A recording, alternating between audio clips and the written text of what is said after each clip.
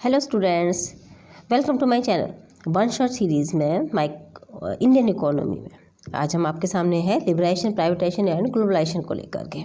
ठीक है, स्टार्ट करें ना। देखो, वन शॉट सीरीज़ तो है, लेकिन हमने इसमें सारे क्वेश्चंस आपके कवर कर दिए हैं। इसमें 1 मार्क्स के क्वेश्चन, 3 मार्क्स के, 4 मार्क्स, 6 मार्क्स सब कवर है। ठीक है, स्टार्ट करेंगे अपने सीरीज़ को।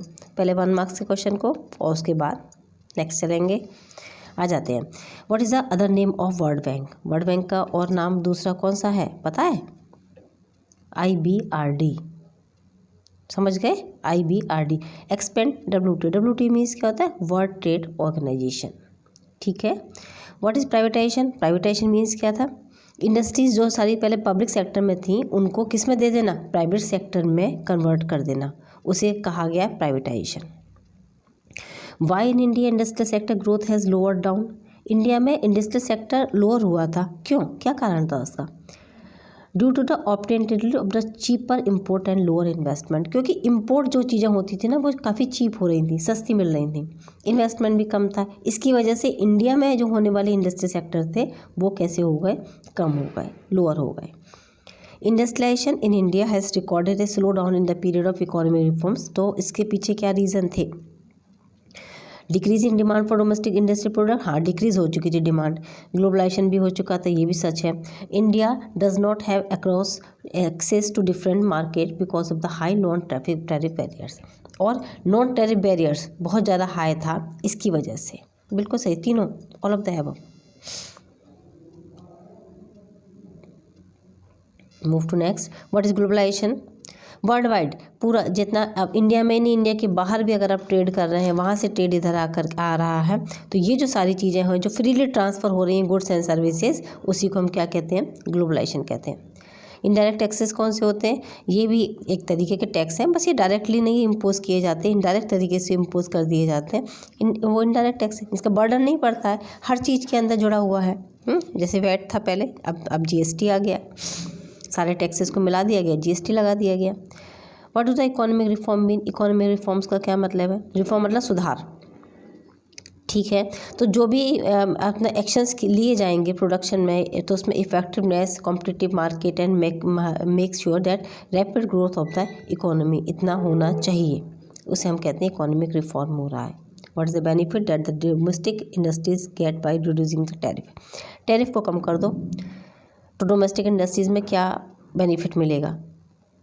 तो इम्पोर्ट्स और चीप हो जाएंगे and there is an increase in profit margin to the export for domestic industrial are primary benefit. How many industries still need licence for its operation?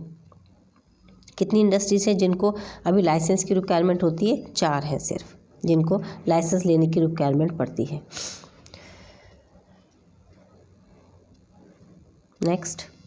When government disinvest its share to the extent of 5 to 10% to meet the deficit in the budget, तो इसको क्या कहते हैं हम? इसको कहते हैं हम टोकन प्राइवेटाइजेशन। क्या कहते हैं? Token privatisation. LPG पता ही होगा, liberation, privatisation and globalisation. CRR, none. The percentage of total deposit which bank have to keep in it the form of cash, या the percentage of total deposit which the bank have to keep with RBI। बहुत दोनों होते हैं, ये दोनों। Define the globalisation, already explain कर रखा है हमने। Next. Why should tariff and non tariff barrier be remove to promote globalisation? क्यों हटाना चाहिए? दोनों को आंसर दे दिया हमने, इसीलिए, है ना। क्यों हटा देना चाहिए? Tariff and non tariff barrier restrict the free flow of trade. दो कंट्री के बीच में होने वाले ट्रेड को ये रेस्ट्रिक्ट करते हैं, रोकते हैं, अवरोध करते हैं उसमें, इसलिए these barrier should be remove to promote globalisation. Otherwise domestic goods would loss international competitiveness. Next आ जाते हैं। Why did the Indian government need to borrow from international organisations? क्यों उसको बोरो करने की जरूरत पड़ती है दूसरे देशों से, दूसरे इंटरनेशनल ऑर्गेनाइजेशन से? होता है as every financial crisis due to the unsustainable fiscal deficit, foreign exchange reserve and inability to pay interest to international lenders forced the Indian government to borrow from international organization। भाई तरह तरह के crisis हो जाते हैं, ज़रूरत पड़ती है रुपयों की, ठीक है, वो अपने इंटरेस्ट को पेड नहीं कर पाते तो इंटरनेशनल ऑर्गेनाइजेशन से बोरो कर लिया जाता है।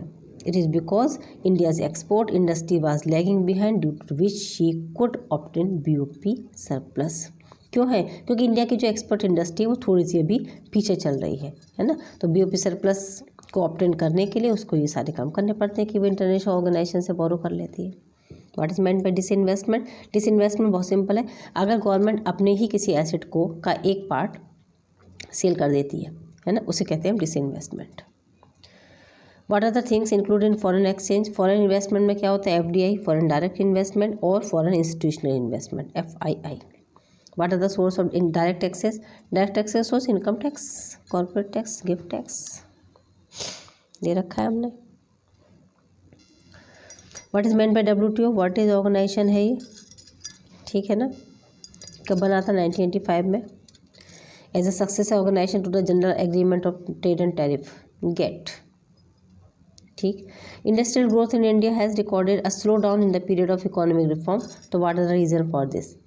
कम धीमे धीमे इसकी उन्नति हो रही है, तो धीरे धीरे अगर प्रोग्रेस हो रही है तो उसके रीज़न बताने हैं हमको। तो रीज़न क्या है इसमें? Decrease in demand to domestic industries, globalisation, India does not have access to different market because of the high non tariff barriers. हाँ, सारे हैं। Which of the following are correct regarding growth during the reform period?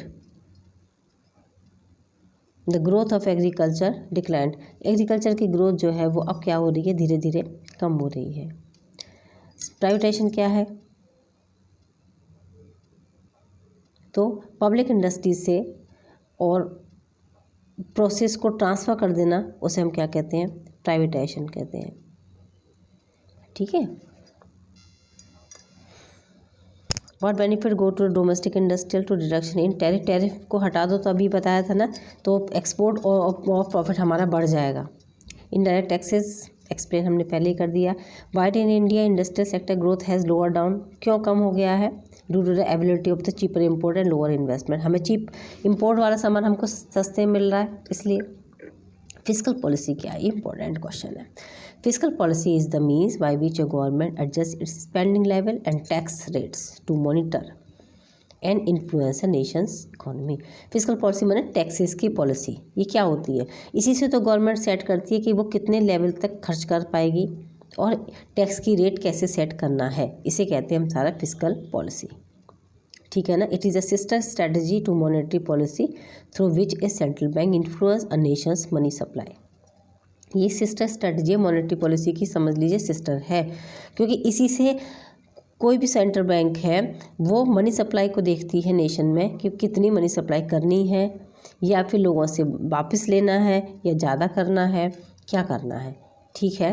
The two major examples of expensive fiscal policy are tax cuts and increase government spending. या तो tax को cut कर देगी या फिर गवर्नमेंट की स्पेंडिंग को increase करना है।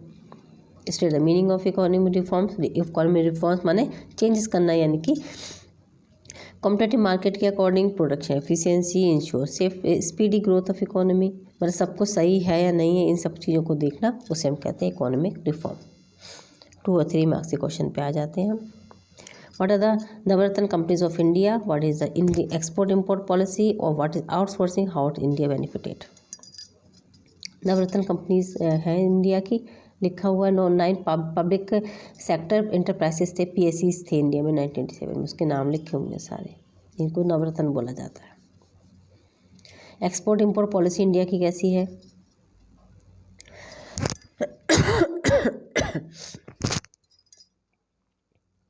और आउटसोर्सिंग क्या है? तो BST में भी आपने पढ़ा होगा। ठीक है ना।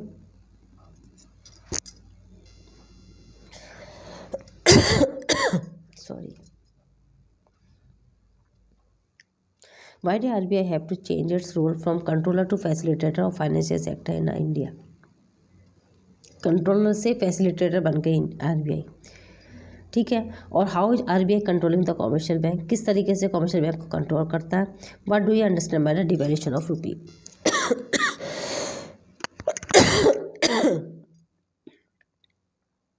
Sorry, devaluation money of foreign rupee means reduction in the value of currency in the comparison of a foreign currency under fixed rate system.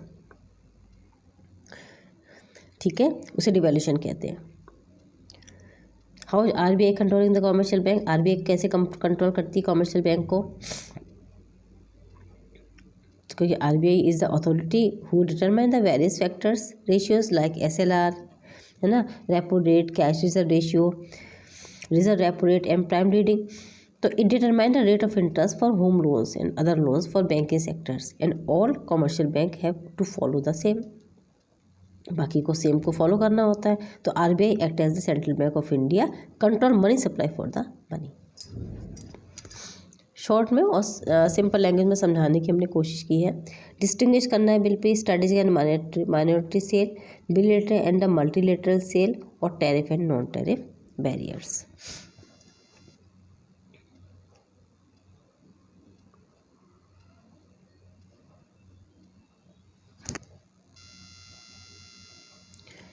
Strategic sale or minority sale, it refers to the sale of a stake of the PSU amounting to 51% to a private sector bidder with the highest bid. Minority sale, it refers to the sale of a stake of a PSU which can be less than or equal to 49% to a private sector.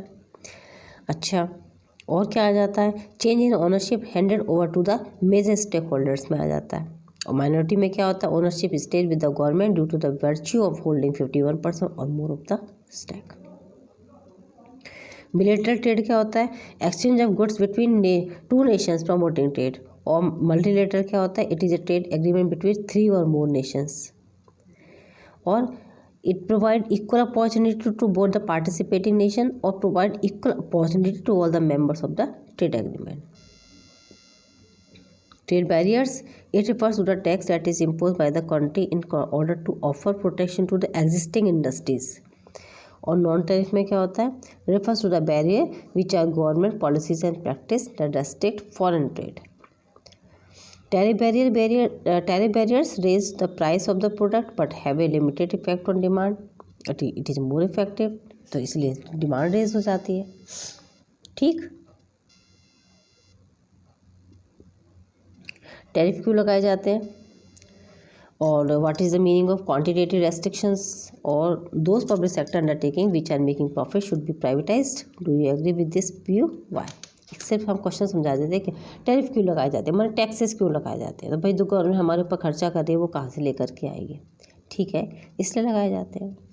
और why is the meaning of quantitative restriction, quantitative restrictions, देखो limits तो हर चीज़ की होनी चाहिए ना, तो limits and quotas on the physical commodities that can be exported और imported during a specified time. तो limits can be made on a selected based on varying limits of goods as per country और destination. तो quantity restriction have a greater protective effect as compare to the tariff measured and result in restoring free trade. इसलिए लगाए जाते हैं quantity restrictions. भाई बहुत इकट्ठा हम बहुत सारा काम नहीं कर सकते, बियॉन्ड द कोटा हम नहीं काम करेंगे।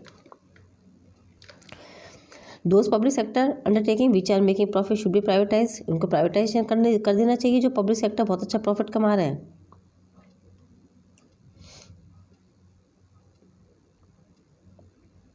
सोचो क्या लिखना चाहिए इसमें।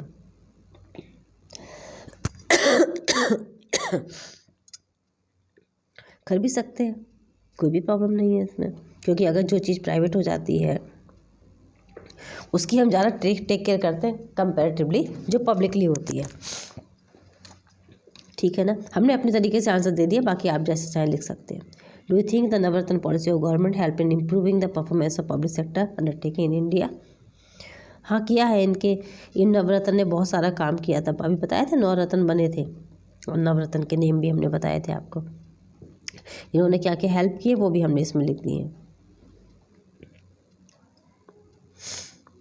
केस फॉर प्राइवेटाइजेशन में लिख दिया है और केस अगेंस्ट प्राइवेटाइजेशन में लिख दिया है, तो ये आगे के लॉन्ग क्वेश्चंस में भी काम आ जाएगा आपके।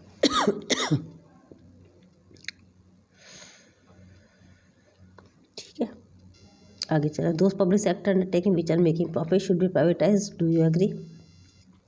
नो, सारे थोड़ी कर देंगे, ये हमने नो में आंसर दिया है, ठीक है ना, हमने दोनों साइड से आंसर दे दिए, जो आपकी मर्जी हो वो आप लिख सकते हो। In your opinion what are the advantage of privatisation to economy. आपका ओपिनियन क्या कहता है, प्राइवेटाइजेशन सही है या नहीं है। हमने अपने तरीके से आंसर दे दिया है। 4 मार्क्स के क्वेश्चन पे चलते हैं। Why are the reforms introduced in India? Or why it is necessary to become a member of WTO?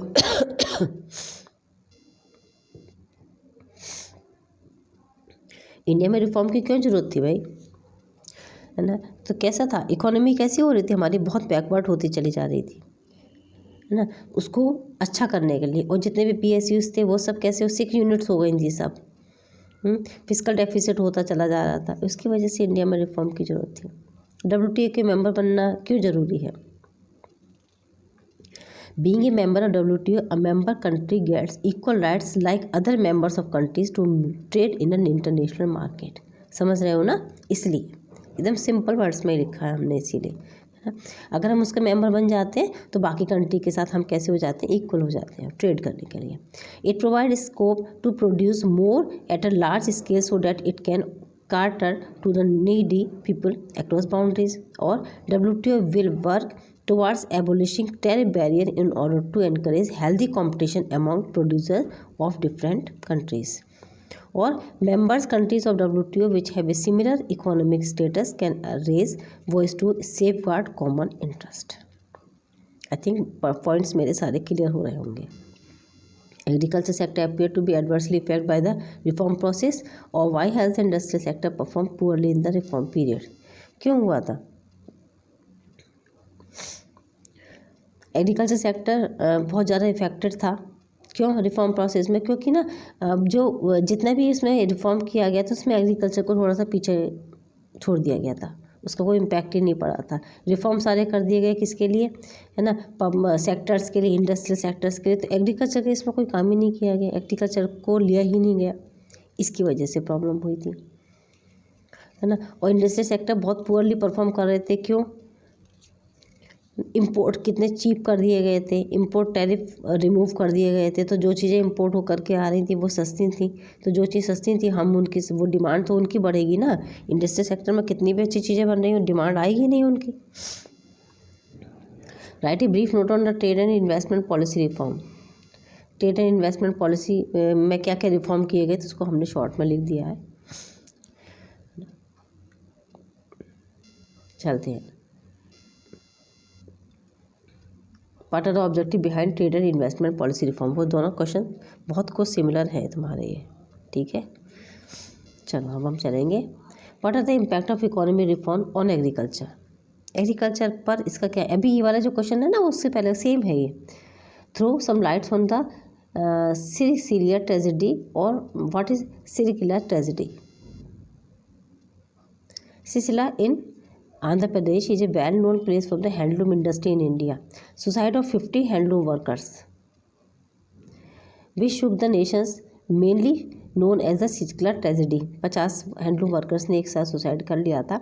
The powerloom weavers of the Sircilla textiles town in the Karimnagar district, who are yet to recover from the burden of FSA fuel surcharge adjustment, are now reeling under the crisis of unemployment and closure of power loom, with traders stopping the supply of raw material following the escalation of the polyester. काम ही नहीं मिल रहा था। Yarn caused suicide by weavers and power loom owners are not uncommon. The Sisla power loom could not even dream of the competitive with these modern looms in terms of price, quantity और quality.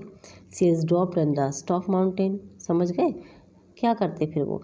As did the interest outstanding on bank loans, according to the Sisla, है ना, power loom and the handloom. It is said that currently material worth ₹2 crore have been lying in the godown for the last year. अभी भी 2 करोड़ रुपए का जो माल है वो godown में पड़ा हुआ है पिछले 2 सालों में। चलते हैं भाई 6 मार्क्स के क्वेश्चन के side. Do you think outsourcing use for India? ये पहले ये भी हमने एक क्वेश्चन में पढ़ लिया था, उसको थोड़ा और डिटेल कर लेना, बन जाएगा। इसीलिए शॉर्ट क्वेश्चन पे ज़्यादा फोकस करो, क्योंकि शॉर्ट से लॉन्ग ईजिली प्रिपेयर हो जाएंगे, ठीक है। India has certain advantage which make a favourable outsourcing destination. तो व्हाट आर डिसएडवांटेज? दोनों क्वेश्चन बहुत कुछ सेम है, फिर भी हमने आंसर अलग लिख दिए थे, तुम लोगों को पढ़ लेना एक बार। What are the major fact responsible for the high growth of the service sector? Service sector बहुत आगे बढ़ रहा है, उसके लिए मेजर फैक्टर्स कौन कौन से रिस्पॉन्सिबल हैं? बहुत शॉर्ट में और सिंपल लैंग्वेज में लिखने की कोशिश की है तुम लोगों के लिए।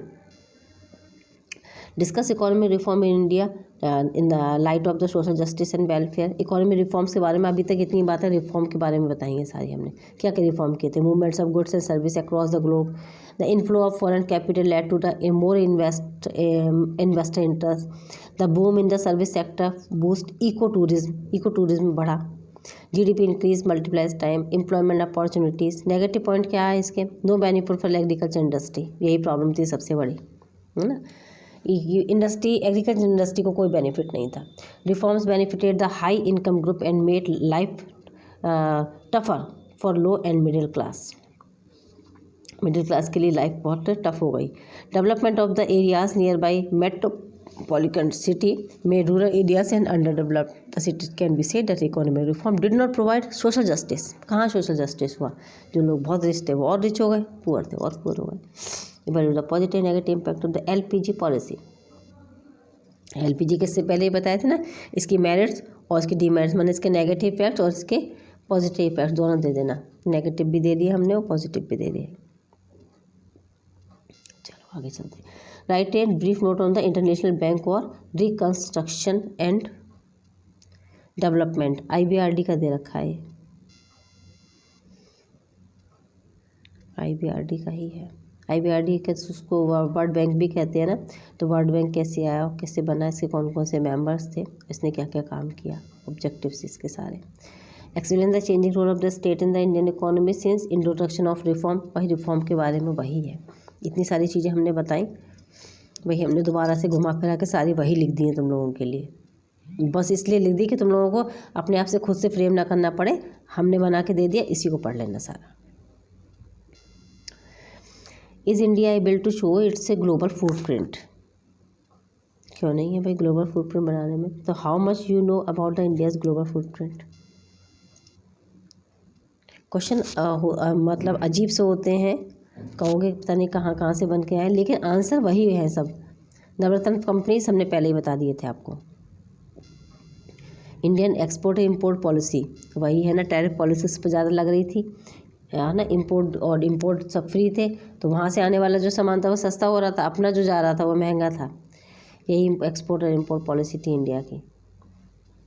Explain briefly the merits and demerits of economic reform introduced in 1991 और what are the pros and cons of economic reforms of India.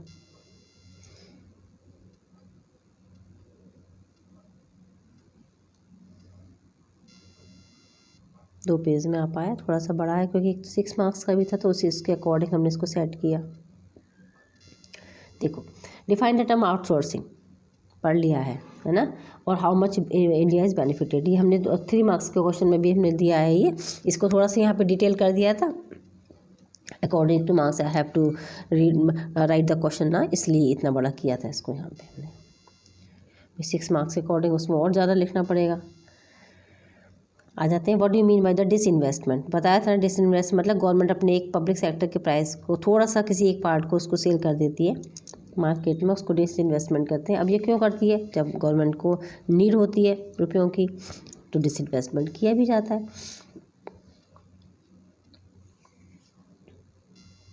चलो भाई, लास्ट क्वेश्चन है, बिल्कुल लास्ट। What are the major factor responsible for the high growth of service sector और enumerate the reason responsible for shining service sector of India.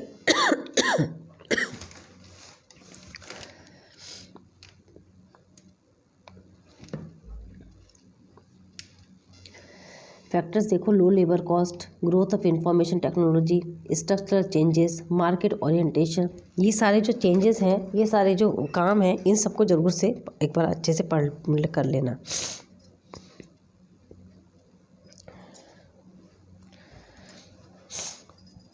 क्योंकि ये अगर long पढ़ लोगे तो ये शॉर्ट में और वेरी शॉर्ट में भी काम आ जाएंगे ना। वही क्वेश्चन है, वही चैप्टर है। हमने कहा चैप्टर को दोबारा रिवाइज करने से बेटर है कि इस तरीके की सीरीज़ दे दी जाए। फिर भी इससे रिलेटेड कोई भी प्रॉब्लम हो तो आप मुझे डेफिनेटली पूछ सकते हो। मेरा जो लिंक है वो आपको मिल रहा होगा डिस्क्रिप्शन में, टेलीग्राम पे इसके बारे में पूछ सकते हो। और भी यहाँ तक देखने के लिए और मेरे साथ बने रहने के लिए thank you so much. Next video को वेट करना। Okay children, take care.